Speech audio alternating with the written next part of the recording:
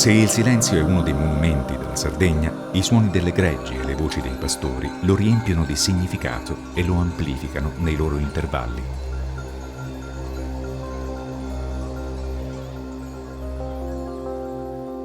Esiste ed è percepita, anche inconsapevolmente, la dimensione del paesaggio sonoro che attualmente è oggetto di studio dell'Istituto Etnografico di Nuoro.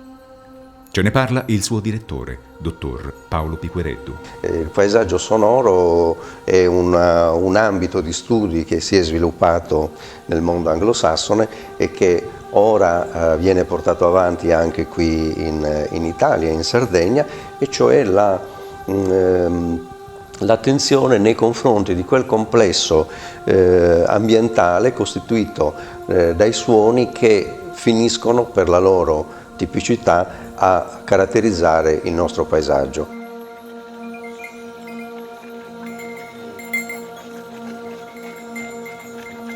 È chiaro che non possiamo disgiungere una immagine del nostro paesaggio pastorale dal suono delle greggi, per esempio, che sono per tutti noi un suono consueto, che però non va oltre questa percezione. Per quanto riguarda i pastori è un suono che permette di distinguere un gregge da un altro, addirittura alcune parti di gregge da un altro, e quindi che fa parte della questa conoscenza dei saperi e delle competenze che un pastore deve possedere.